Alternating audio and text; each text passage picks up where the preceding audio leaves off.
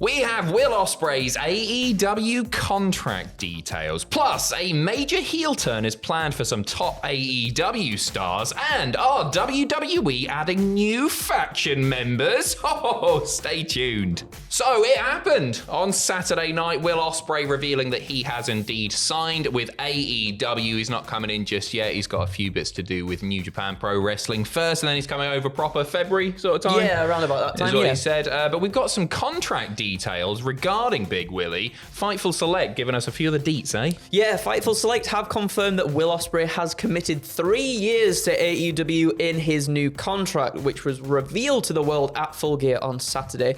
The contract was officially signed on the morning of Full Gear in Los Angeles, and he arrived in the building just before the pay-per-view started to avoid the news getting out, which it did regardless anyway, via Andrew Zarian the day prior. Wait, so that was a work contract? That wasn't a shoot contract? Well, yeah. Did they usually sign the contracts in the ring proper? Well, you'd like to think so. You just get a page flaps open, you see how much he's getting. Yeah. A bit more info from Fightful Select. They've confirmed that Ospreay is still under contract to New Japan. That'll continue through January of 2024. Told that Ospreay had communicated to New Japan that he wasn't re-signing with them, but got their blessing to sign with AEW, who have worked with New Japan, obviously, for a little while now. The relationship between the two sides allowed this new deal to be facilitated, essentially allowing it to be fast-tracked rather than having to wait until the contract expired in January for him to come in.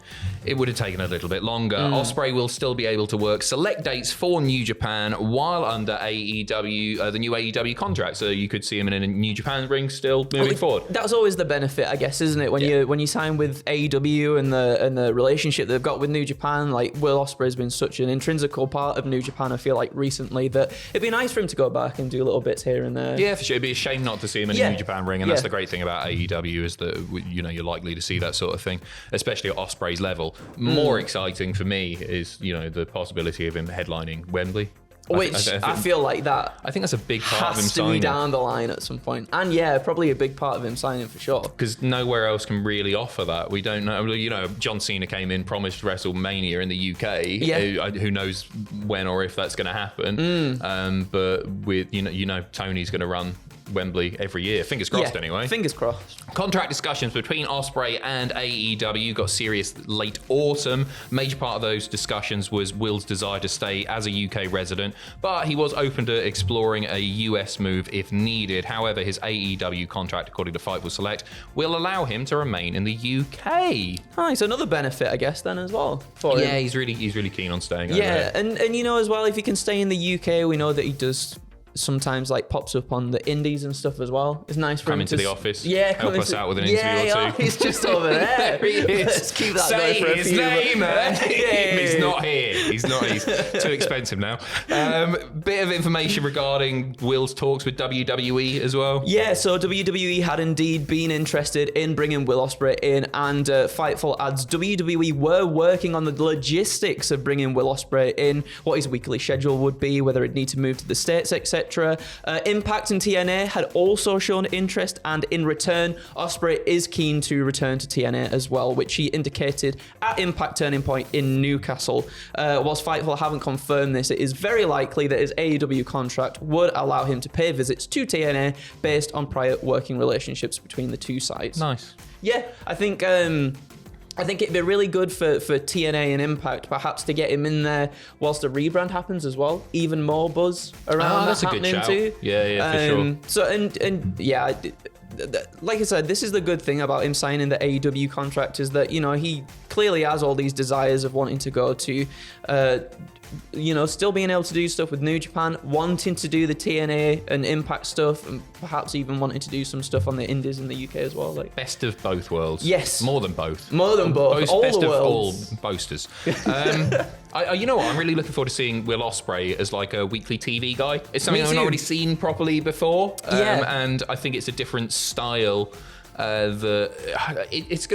This will still introduce, it sounds daft to say at this point in Will Ospreay's career, but this will still introduce more people to Will Ospreay who might not have caught the pay-per-views that he's done with AEW. And more importantly, it will allow him to properly sink his teeth into some really big long-term story stuff. And I can't wait to see him do that. Yeah, me neither. And there's so much stuff already there for him to sink his teeth into with Kenny Omega, Chris Jericho.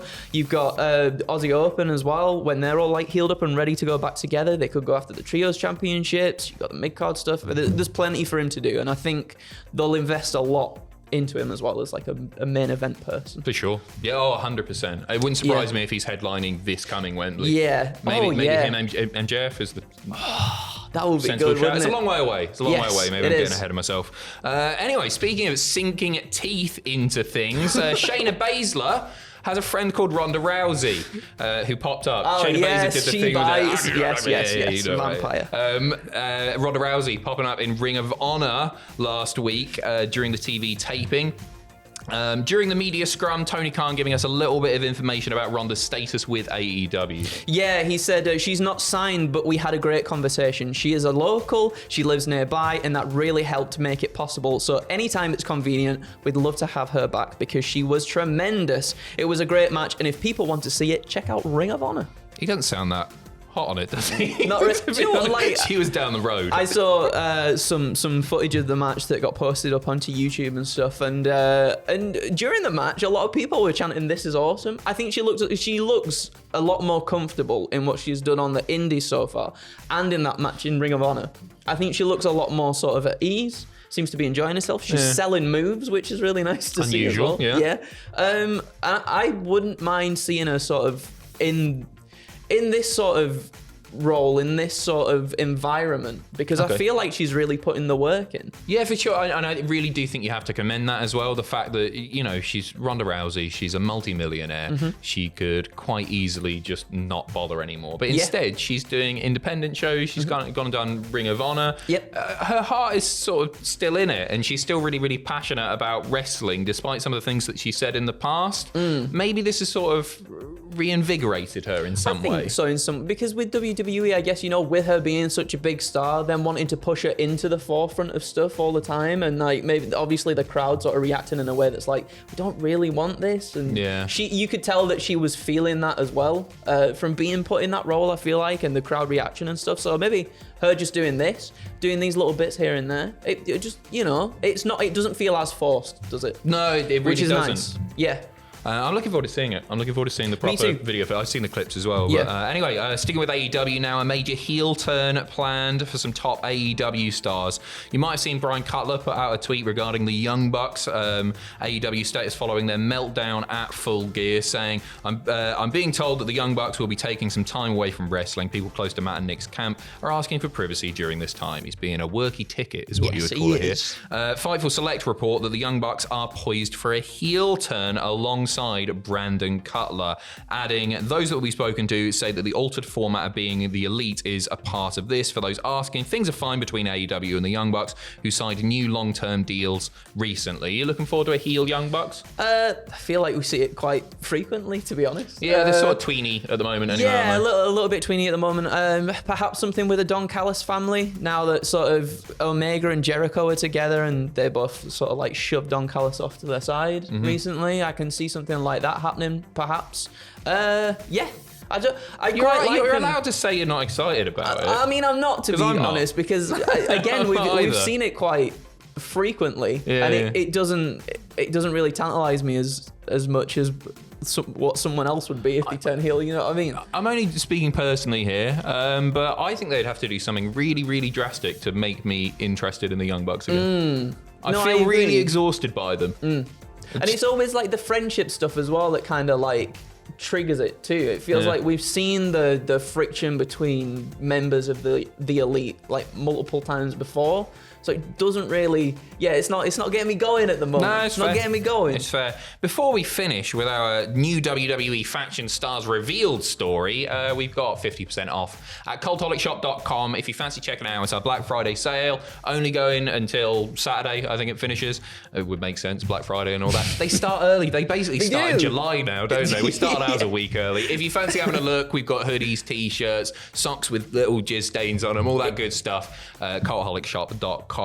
We are finishing off with the news that a couple of people who are currently on NXT might be coming up to join a certain faction. What's Dave saying? Oh, Ravy Davey Meltzer on Wrestling Observer Radio says that we could see some extra stars added to the storyline between Santos Escobar and Rey Mysterio. I'm quite excited about this one, let me tell you. Yeah, So me too.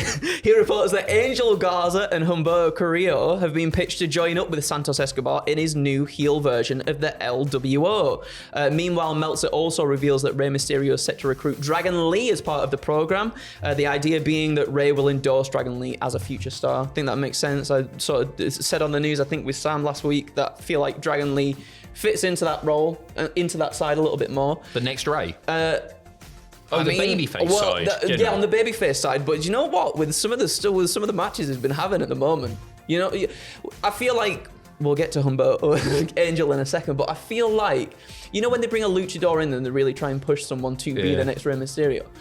Recently, I might be speaking out my arse here, right? Recently, it feels like Dragon Lee could get up into that space. I was going to say the exact same thing. Yeah? I was going to go through a list of them. They tried it with Sin Cara. They tried it with like Kalisto and all the Lucha House Party lads. And like, you know what? In a smaller way, they sort of tried it with Humberto and Angel. Yeah. They're looking for that next Hispanic star. I think they've got their best shot with Dragon Lee so far, but we've been saying that for about 10 years. Yeah, that's true. Lots of people have come along. It's very big shoes to fill. Feel. I will feel them you know what? The shoes are actually very small. Yes, but they are big shoes to fill. So I'm really, really excited. I think Ray endorsing Dragon Lee is fantastic. Yep. Angel and Humberto, I'm all for. I'm all for as well. Personally, 100%. I think they've been great in NXT recently. They had that tables, ladders, and scares match with the Creed brothers on Halloween Havoc recently too. And the way they're packaged now, the moves that they're pulling off, they've like really gelled well together as a team. I can see them working really well with Santos in that heel role and just being like incredible in-ring athletes, but also like. You know, Santos has the charisma, and Angel and Humberto, I feel like they're getting there. They can stand behind him. They're getting there. They are getting there. We will keep you updated on that. Anyway, thank you very much for watching. Cheers. Cultaholicshop.com if you fancy some merch. 50% off. Take care. We'll see you in a bit.